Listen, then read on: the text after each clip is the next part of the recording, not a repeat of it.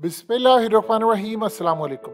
हालात इस वक्त मुल्क के जिस जानिब जा रहे हैं, आप ये देखिए कि अब एंकर इमरान रियाज को दोबारा गिरफ्तार करने की इस वक्त तैयारी हो रही है और इस मकसद के लिए इस वक्त सरकार ने लाहौर हाई कोर्ट में एक अपील दायर कर दी है और उनके मुताबिक एंकर इमरान रियाज की जो रिहाई है इसको कलअदम करार दिया जाए। लेकिन आप हैरान होंगे सबसे ज्यादा कि इसके साथ ही अरशद शरीफ की गिरफ्तारी की भी तैयारी हो रही है। इवन के एंकर इमरान रियाज ऑलरेडी कह चुके हैं कि इन पर हमला भी होने वाला है और उसके साथ साथ पंजाब के अंदर पीटीआई के कारकुनों की पकड़ दकड़ इस वक्त शुरू होने वाली है। बड़े पैमाने पर ऑर्डर्स आ चुके हैं। यानी आप ये देखें कि इस वक्त मुल्क की मौजूदा सूरत हाल किस जानिब जा रही है जिसका आप अंदाजा भी नहीं लगा सकते। यानी मुल्क की जो इस वक्त सूरत हाल पैदा हो चुकी है, आप उसको देखिए तो इमरान रियाज के साथ मामला क्या है। देखिए इमरान रियाज रिहा हुए, ये जो बंदा आपकी स्क्रीन पर इस वक्त आ रहा है ये असल में वो बंदा है जिसने इमरान रियाज के खिलाफ एफआईआर जिसके नाम से दर्ज हुई, उस बंदे ने इमरान रियाज को कहा कि देखो ना तो मुझे पता था कि मेरे नाम की एफआईआर है, कटवा कर मुझे 2-3 दिन बाद बताया गया कि आपके नाम की एफआईआर दर्ज हुई है, ना मुझे केस का पता, ना मैंने आपकी वीडियो देखी, ना मुझे आपके मुतल्लिक कोई मैं जानता हूँ और मुझे बस कह दिया गया हुआ और उसके साथ ही वकील भी दे दिया गया। उन्होंने कहा मुझे तो पता ही नहीं था कौन सी एफआईआर है, क्या सूरत हाल है। ये इस वक्त मामला है। अब आप जरा अंदाजा कीजिए कि वो बंदा बाहर आता है और उस बंदे के बाहर आने के बाद जो सूरत हाल आई है वो आप उसका अंदाजा लगा सकते हैं कि मामला किस जानिब जा रहा है। देखिए मुल्क की मौजूदा सूरत हाल जिस जानिब जा रही है उससे एक चीज तो क्लियरली तय हो गई है कि अब लड़ाई का फैसला हो चुका है।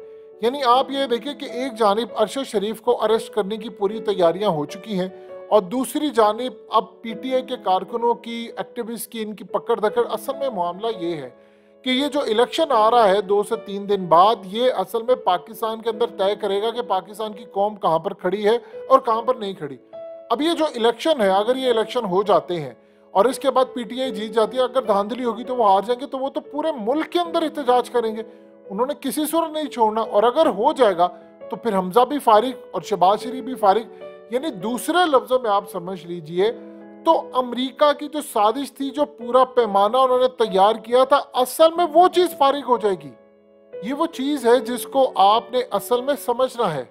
यानी इस वक्त जो सूरत हाल, मौजूदा सूरत हाल इस वक्त ये है कि पाकिस्तान के मामलात इस वक्त इस जानिब आगे हैं कि अब इन एंकर्स को क्यों पकड़ना है। देखिए सबसे पहले समझ ले, जो आवाजें बंद की जा रही है सोशल मीडिया और हर जगह, मामला ये है कि अगर देखिए धांधली नहीं होती तो चीजें स्मूथ हो जाएंगी, लेकिन अगर धांधली होती है तो उसके बाद फिर एक जो तूफान उठेगा उस तूफान को रोकना तो है।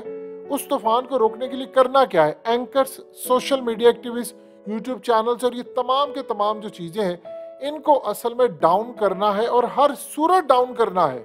क्योंकि अगर ये चीजें रहती हैं तो उसके बाद मौजूदा सूरत हाल मजीद खराब हो सकती है। अब इमरान रियाज के वकील ने उनको कहा है कि आप तैयार रहिएगा। देखिए जस्टिस बाकिर नजफी इसकी समाअत करेंगे और वो जज हैं जिन्होंने बड़े ज़बरदस्त फैसले किए। मॉडल टाउन के हवाले से उन्होंने 2 टोक फैसला किया। बाकिर नजफी रिपोर्ट जो थी आप जानते हैं मॉडल टाउन और राना सनाउल्लाह के हवाले से कितनी अहम थी, वो रिलीज हुई। अब वो बड़े बेधड़क होकर फैसले करते हैं और उन्होंने इमरान रियाज के खिलाफ, देखिए लाहौर से भी केस फारिग और उसके बाद आप जानते हैं चकवाल से फारिग, यानी दीगर जगहों से जो केसेस है उनमें कोई चीज बाकी रह ही नहीं गई। आप बताइए जितने लोग हैं वहां पर, आप उनको जब बुलाते हैं वो सारे मुद्दे इसी तरह के निकलेंगे, उनको पता ही नहीं है कि एफआईआर कैसे लिखी गई। अब आप सोचिए कि इस एफआईआर का आप जरा ये दरमियान वाली जो लाइन है इसको पढ़े तो उसने लिखा है मुझ पर दबाव डाला गया था इसीलिए मैं अब अपना केस वापस ले रहा हूं। अब इनसे पूछा जाए कि आप पर दबाव किसने डाला है, किसने एफआईआर कटवाई है, किसने मामलात खराब किए हैं, तो किसी के पास इस वक्त कोई जवाब नहीं है। इवन के इस बंदे से पूछा कि वो वकील कौन था, कहता जी मुझे तो नहीं पता, जिन्होंने एफआईआर कटवाई थी उन्होंने वकील फराहम किया, मुझे बिल्कुल भी नहीं पता। यानी एक बंदे ने, एंकर इमरान रियाज हो, अरशद शरीफ हो, इन लोगों की किसी भी सूरत वीडियो ना देखी हो और इवन कि वो सेल्फियां लेता फिर रहा हो। आप बताइए वो बंदा क्या है, उसको पता ही नहीं है। आपको फलाने को कह दिया जाता है कि जो एक एफआईआर दर्ज हुई है तो सिर्फ अपना आईडी कार्ड दे दे और ऊपर फोन कर दे कि जिस बंदे के नाम पर ये मतन आपको व्हाट्सएप कर दिया है और इसको आप एफआईआर में डाल दें। आप देखें कि जो एफआईआर कटी गई थी कितनी बेइज्जती हुई। सारी FIR का मतलब एक ही था, वो तो सोशल मीडिया पर जब बेइज्जती होना शुरू हुई तो लास्ट की 4-5-6 FIR को बदल दिया गया। ये इस वक्त की सूरत हाल है। यानी मुद्दई के बारे में जो मामला है, जब वो जाएंगे अदालत के अंदर तो वही चीज सामने रखेंगे।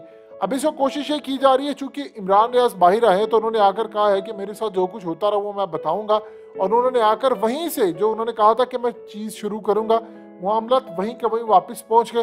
तो अब उनको कहा यह जा रहा है कि अब इनकी जो रिहाई है उसको खत्म करवाना है, और इनकी रिहाई खत्म करवा कर इनको जेल में डालना है। अरशद शरीफ को अब जेल में डालना है।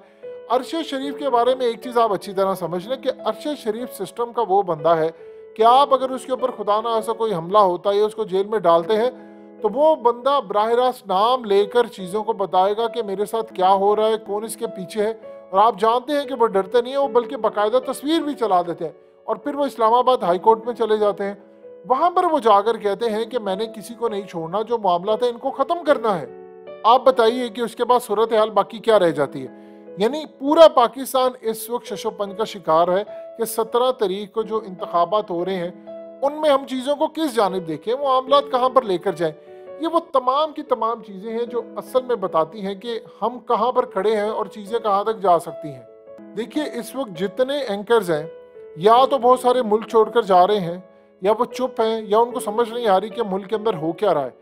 क्योंकि यहाँ पर यह कहा जा रहा है कि श्रीलंका वाले जो हालात हैं वो इन सहाफ़ियों की वजह से पेश किए जा रहे हैं, और कहीं ना कहीं ये भी चीज़ डिस्कस हुई है कि पाकिस्तान के अंदर अगर चीज़ें स्मूथ लाइन नहीं होती तो आप ट्विटर को भी बंद कर दें, यूट्यूब को भी आप बैन कर दें, इसके अलावा फेसबुक समेत दीगर चीज़ें बैन कर दें। आप बताइए क्या ये सोल्यूशन हो सकता है?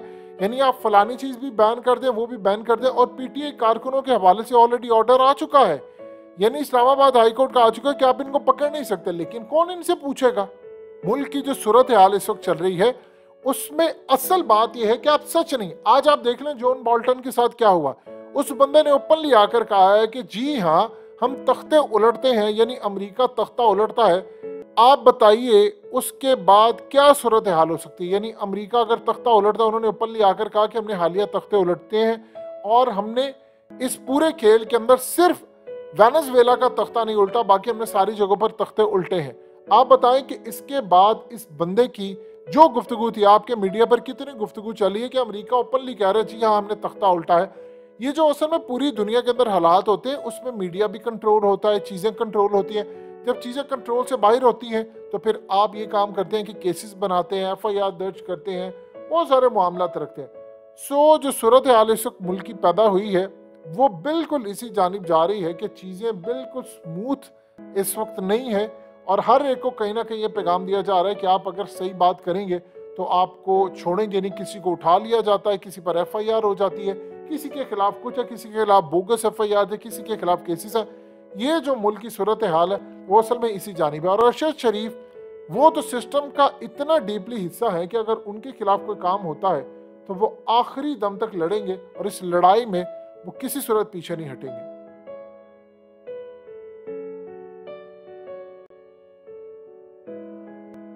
हकीकत टीवी को सब्सक्राइब करना मत भूलें, वीडियो को लाइक करें, शेयर करें, और कमेंट सेक्शन में अपनी राय का इजहार जरूर करें।